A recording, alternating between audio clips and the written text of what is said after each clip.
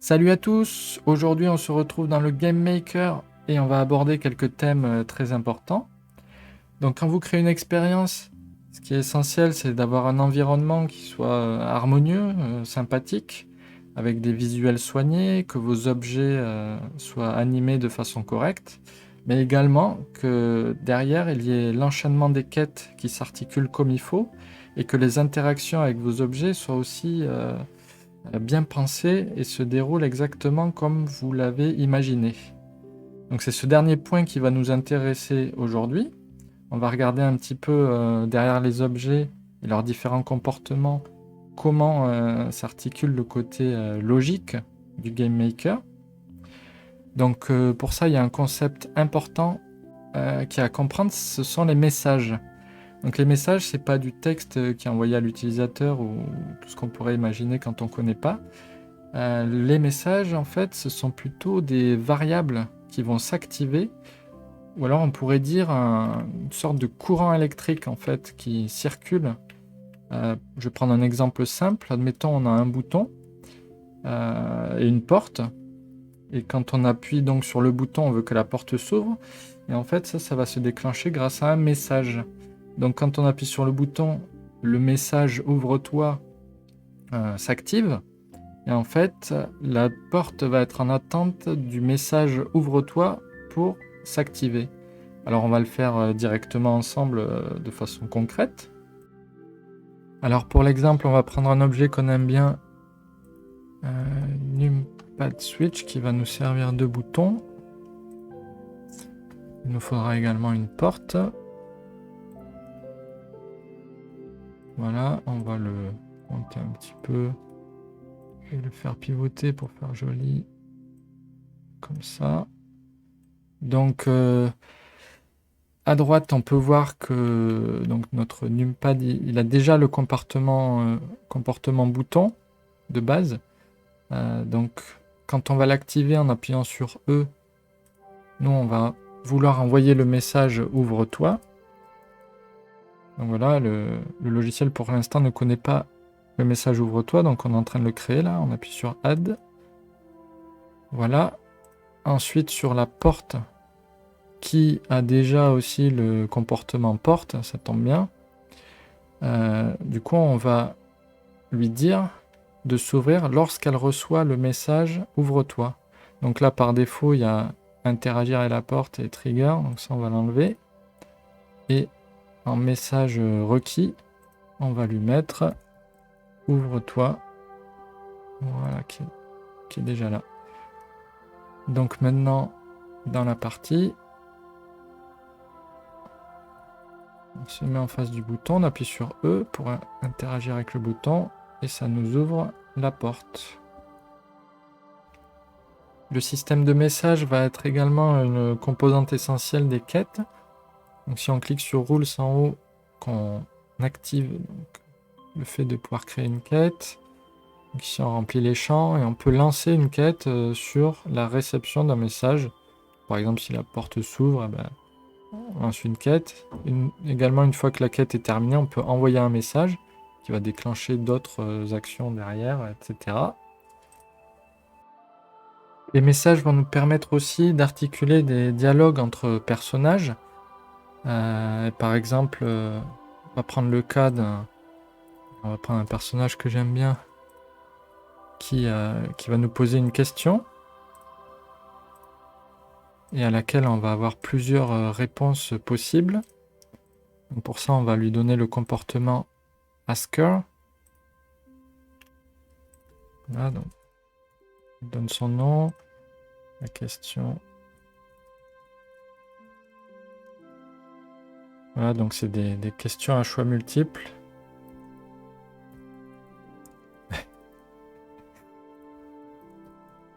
Donc il va nous demander quel est notre choix. Nous, on va prendre la pilule rouge ou la pilule bleue. Donc pour définir quel message va être envoyé lorsqu'on va faire notre choix, il faut cliquer sur le bouton Edit logique. Et donc là, on voit que en fonction de chaque réponse sera envoyé un message. Donc nous, on va définir pile rouge pour la réponse A et pile bleue pour la réponse B.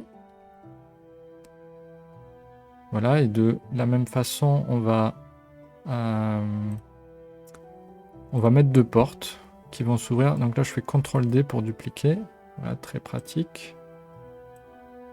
Hop, on va mettre 2 portes.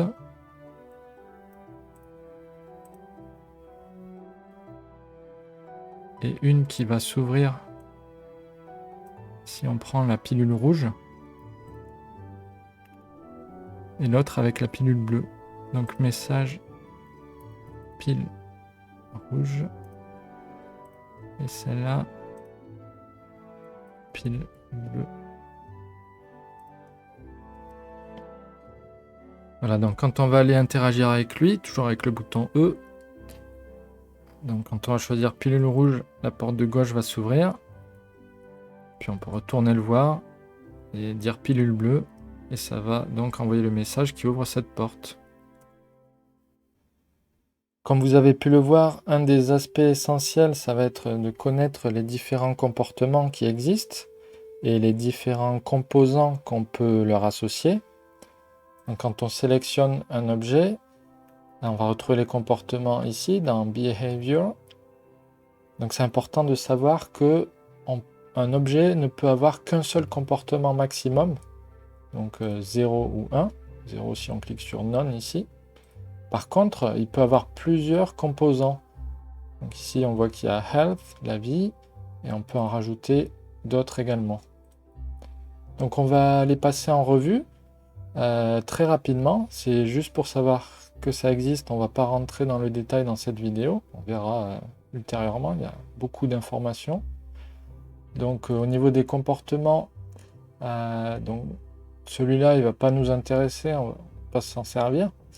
On a Animated Decoration, c'est un objet avec lequel on n'interagit pas forcément et qui va simplement soit juste exister en tant que tel, soit être animé avec des animations qu'il a par défaut.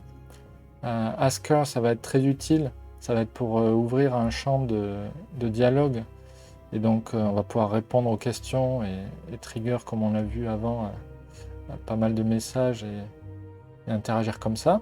Asset Spawner, c'est pour faire apparaître des objets. Basic Platform, ça va être un objet qu'on va pouvoir faire bouger de différentes manières. Bird, c'est un objet qui va tourner, pas forcément un oiseau, mais quelque chose qui va se déplacer en continu dans une zone qu'on aura établie. Bouton, ça va être pour trigger des actions donc, qui vont ouvrir, qui vont déclencher certains mécanismes. Citizen, ça va être plutôt un personnage, quelque chose qui va se déplacer dans une zone qu'on aura définie. Door, c'est donc, comme on l'a vu, quelque chose qui va s'ouvrir et se fermer. Farmer, c'est un petit peu comme Citizen, comme un citoyen, sauf que lui, il va ramasser des objets qui seront des plantes, qui auront cet attribut-là, ce comportement-là. Healer, donc pareil, lui, il va soigner l'avatar.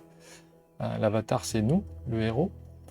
Melee Enemy, donc un comportement qui va être hostile et qui va attaquer soit l'avatar, soit d'autres personnages également. Message Broadcast, ça va être très utile, très utilisé pour jouer justement avec tout ce système de logique et avec les messages pour faire des opérations complexes. Multi, c'est quelque chose qui va générer des blocks, voilà, qui va les faire spawn, mais des blocks. Plante, c'est quelque chose qui va se ramasser, mais qui également va disparaître en fait une fois qu'on l'a ramassé. Donc ça va pas être que pour des plantes, hein, c'est un comportement qu'on va utiliser sur différentes choses. Predator, c'est donc, comme son nom l'indique, prédateur, un objet qui va attaquer les proies qu'on définit ici, juste à côté, donc pareil, qui va fuir les prédateurs et les proies en général, ils récoltent des plantes. Il y a un système de faim et voilà, si l'animal est rassasié, il arrête d'attaquer les proies, etc. Donc replace asset, ça va être pour switcher, donc remplacer un asset par un autre sous certaines conditions, notamment avec les messages. Soldier, donc tout comme Citizen, il balaye une zone, sauf que lui, il va attaquer les éléments hostiles. Et Void, enfin, pour détruire une zone. Alors, ça va détruire une zone, mais on pourra aussi indiquer des choses qu'on ne détruit pas dans la zone, des exceptions, voilà, c'est ça que je cherchais. Donc voilà pour le tour des comportements. Au niveau des composants, donc components ici, on a donc health qui donne de la vie. On va l'enlever pour voir un peu mieux. Il est où? Il est là, health. Ensuite, il y a climbable, c'est quelque chose qu'on va pouvoir monter, comme le dessin l'indique. Collectible, un objet qu'on va pouvoir ramasser et qui va... Enfin, très intéressant pour certaines quêtes où il faut justement ramasser plusieurs objets qui rentrent dans cette catégorie. Defeat, ça va être pour mettre des conditions de défaite sur un objet. Il y a son opposé qui est la victoire. Par exemple, si on tue un boss, ça peut être une condition de victoire, donc il va arrêter la partie. Défaite et victory, ça arrête la partie. Et ça nous renvoie vers l'écran de fin, donc de game over ou victoire. Drop, ça va être un objet qui va être sortir, notamment si on tue un boss, on va dire. Enfin, on peut prendre un exemple bateau. Indicator, on va l'utiliser pas mal, donc c'est pour mettre les petits noms au-dessus des personnages, mais pas que, on va pouvoir indiquer pas mal de choses, et notamment des indicateurs de quête, donc des points d'exclamation, points d'interrogation qui vont pop au-dessus des objets. NFT Details Display, c'est pour mettre les informations dans NFT si jamais vous en affichez dans vos parties. Pickable, ça c'est un objet qu'on va saisir avec le bouton E et qui ne va pas dans notre inventaire, en fait, il reste devant nous, il flotte un petit peu devant nous, enfin pour l'instant c'est l'animation qui est proposée par le jeu. Donc Play Sound, ça met de la musique dans une zone définie. Par exemple, si vous avez des caisses et vous voulez mettre du son dans une pièce, vous allez indiquer la distance à laquelle vous voulez qu'on l'entende. Rarity VFX, donc ça va être une mise en avant, mise en lumière de la rareté d'un asset. Donc en fait ça va être une surbrillance, un petit effet cool visuel.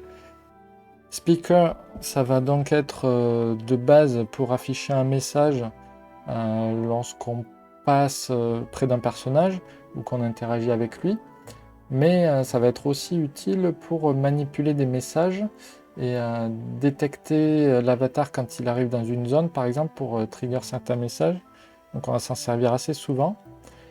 Toggle Behavior, très important aussi, il va permettre d'activer ou désactiver le comportement d'un objet. Bon voilà, on a fait à peu près le tour.